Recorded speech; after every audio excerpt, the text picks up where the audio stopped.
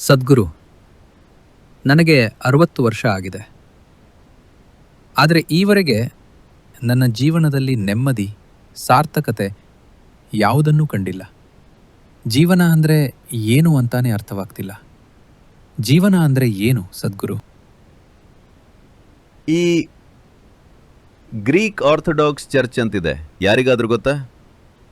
ಆ Greek orthodox church ಅಂದರೆ ಅದು ತನ್ನದೇ ಪ್ರತ್ಯೇಕ ಭಾಗ. ಅವರಿಗೆ ಪ್ರತ್ಯೇಕ ಪೋಪ್ ಇದ್ದಾರೆ. ಅವರೀಗ ಇಸ್ತಾನ್ಬುಲ್, ಟರ್ಕಿಯಲ್ಲಿದ್ದಾರೆ.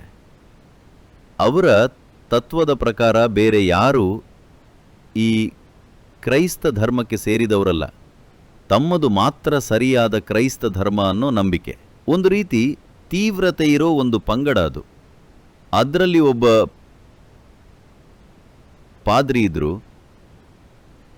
ಅವರು ನಮ್ಮ ನಾಡಿನ ಬಗ್ಗೆ, ಸಂಸ್ಕೃತಿಯ ಬಗ್ಗೆ ಬಹಳ ಕೇಳಿದರು. ಈ ಭಾಗದಲ್ಲಿ ಹಲಬಗೆಯ ಯೋಗಿಗಳಿದ್ದಾರೆ, ಸಿದ್ಧಸಂತರಿದ್ದಾರೆ, ಅವ್ರನ್ನೆಲ್ಲ ನೋಡಬೇಕು ಅಂತ ಒಂದು ಕುತೂಹಲ. ಆದರೆ ಅವರ ಕೆಲಸದ ಕಾರಣ ಅವರಿಗೆ ಬರೋಕ್ಕಾಗಲಿಲ್ಲ. ಇವರು ಯಾರು ಪ್ರಶ್ನೆ ಕೇಳಿದ್ರೋ ಹಾಗೆ ಅವರಿಗೂ 60 ವಯಸ್ಸಾಯಿತು.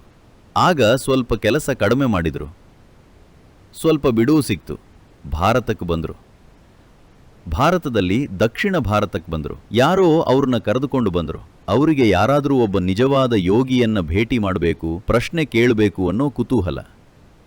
ಅವ್ರನ್ಯಾರೋ ವೆಳ್ಳಿಯಂಗಿರಿ ಬೆಟ್ಟಕ್ಕೆ ಕರೆದುಕೊಂಡು ಬಂದರು. ಹೀಗೆ ಮೇಲೆ ಹೋದ್ರೆ ಒಂದು ಗುಹೆ ಇದೆ. ಅದರ ಪಕ್ಕದಲ್ಲಿ ಯೋಗಿಯೊಬ್ರು ಕುಳಿತಿರ್ತಾರೆ, ಅವ್ರನ್ನ ಕೇಳಿ ಅಂತ ಹೇಳಿದರು. ಇವರು ಹುಡುಕ್ತಾ ಹೋದ್ರು. ಬೆಟ್ಟ ಹತ್ತೋ ತರಹ ದೇಹವನ್ನ ಇಟ್ಕೊಂಡಿರ್ಲಿಲ್ಲ. ಆದ್ರೂ ಹೇಗೋ ಕಷ್ಟಪಟ್ಟು ಹತ್ತಿ ತಲುಪಿದ್ರು. ಅಲ್ಲಿ ಒಂದು ಗುಹೆಯ ಮುಂದೆ ಒಬ್ಬ ಯೋಗಿ, ವಯಸ್ಸಾದ ಯೋಗಿ ಕುಳಿತಿದ್ರು. ಕಣ್ಮುಚ್ಚಿ ಆನಂದ ಸ್ಥಿತಿಯಲ್ಲಿ ಹಾಗೇ ಕುಳಿತಿದ್ರು. ಇವರು ಅಲ್ಲಿಗೆ ಹೋಗಿ ಇದರ ಬಗ್ಗೆ ಎಲ್ಲ ಓದಿ ತಿಳಿದುಕೊಂಡಿದ್ರು. ಭಾರತಕ್ಕೆ ಹೋದರೆ ನಮಸ್ಕರಿಸಬೇಕು, ಸಾಷ್ಟಾಂಗ ಹಾಕಬೇಕು. ಸಾಷ್ಟಾಂಗ ಮಾಡೋ ಹಂತದಲ್ಲಿರಲಿಲ್ಲ. ಸಾಷ್ಟಾಂಗ ಮಾಡಬೇಕಂದ್ರೆ ಇದೆಲ್ಲ ಸಮತಟ್ಟಾಗಿರಬೇಕು. ಇದು ಹೀಗೆಲ್ಲ ಇದ್ರೆ ಸಾಷ್ಟಾಂಗ ಮಾಡೋಕ್ಕಾಗಲ್ಲ. ಅವರು ಕಷ್ಟಪಟ್ಟು ಸಾಷ್ಟಾಂಗ ಮಾಡಿ ಟಸ್ ಪುಸ್ ಅಂತ ಕುಳಿತುಕೊಳ್ಳುವಷ್ಟರಲ್ಲಿ ಬಹಳ ಶಬ್ದವಾಯಿತು. ಆಗ ಈ ಯೋಗಿ ಕಣ್ತೆರೆದು ನೋಡಿದ್ರು, ಏನು ಶಬ್ದ ಅಂತ.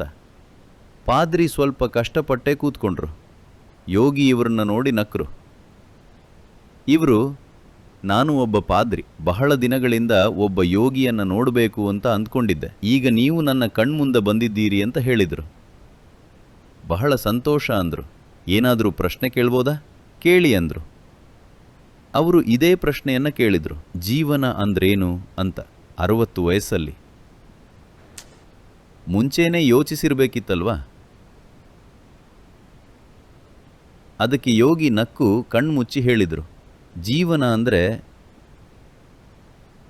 ತಂಪಾದ ಗಾಳಿಯಲ್ಲಿ ಮಲ್ಲಿಗೆಯ ಸುವಾಸನೆ ಸೇರ್ತು ಅಂದರೆ ಹೇಗಿರುತ್ತೋ ಜೀವನ ಅಂದರೆ ಆ ರೀತಿ ಅಂತ ಹೇಳಿದರು. ಅಷ್ಟು ಸುಂದರ. ಸುಮ್ಮನೆ ಮಲ್ಲಿಗೆಯ ವಾಸನೆ ತಂಪಾದ ಗಾಳಿಯ ಜೊತೆ ಬಂದರೆ ಹೇಗಿರುತ್ತೋ ಆ ರೀತಿ ಜೀವನ ಅಂದರು. ಅದಕ್ಕೆ ಇವರು ಹೇಳಿದರು, ಇಲ್ಲ, ನಮಗೆ ಜೀವನ ಅಂದರೆ ಮುಳ್ಳಿನ ತರಹ ಅಂತ ಹೇಳ್ಕೊಟ್ಟಿದ್ದಾರೆ. ಅದು ಒಮ್ಮೆ ಚುಚ್ಕೊಳ್ತು ಅಂದರೆ ಕೂತ್ರೂ ಚುಚ್ಚುತ್ತೆ, ನಿಂತ್ರೂ ಚುಚ್ಚುತ್ತೆ, ಏನು ಮಾಡಿದ್ರೂ ಚುಚ್ಚುತ್ತೆ. ಜೀವನ ಒಂದು ಮುಳ್ಳಿನ ತರಹ. ಈಗ ನೀವು ಜೀವನ ಮಲ್ಲಿಗೆಯ ಸುವಾಸನೆಯ ಹಾಗೆ ಅಂತಿದ್ದೀರಾ, ಅದು ಹೇಗೆ ಅಂತ ಕೇಳಿದರು. ಅದಕ್ಕೆ ಆ ಯೋಗಿನಕ್ಕೂ, ಯಾರು ನಿಮಗೆ ಹಾಗೆ ಹೇಳಿದ್ರೋ ಅದು ಅವ್ರ ಜೀವನ ಅಂದರು.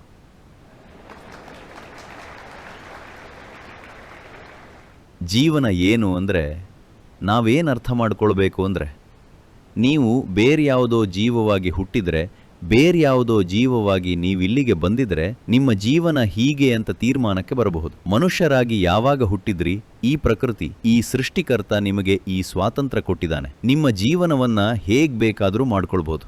ಜೀವನವನ್ನ ಆನಂದವಾಗಿಸ್ಕೊಳ್ಬೋದು, ಜೀವನವನ್ನ ಅಸಹ್ಯವಾಗಿಸ್ಕೊಳ್ಬೋದು, ಜೀವನವನ್ನ ಒಂದು ಉತ್ತಮ ಸ್ಥಿತಿಗೆ ಕೊಂಡೊಯ್ಯಬಹುದು, ಜೀವನವನ್ನ ನೀಚ ಸ್ಥಿತಿಗೆ ಕೊಂಡೊಯ್ಯಬಹುದು. ಹೇಗ್ ಬೇಕಾದರೂ ಮಾಡ್ಕೊಳ್ಬೋದು. ಈ ಸ್ವಾತಂತ್ರ್ಯ ಮನುಷ್ಯರಿಗಷ್ಟೇ ಇರುತ್ತೆ. ಈಗ ಒಂದು ಹುಲಿ ಹುಟ್ಟಿತು ಅಂದ್ಕೊಳ್ಳಿ. ಆ ಹುಲಿ ಎಲ್ಲೋ ಕುಳಿತು ನಾನು ಹೇಗೆ ಉತ್ತಮ ಹುಲಿಯಾಗಬೇಕು ಅಂತೆಲ್ಲ ಯೋಚಿಸಲ್ಲ.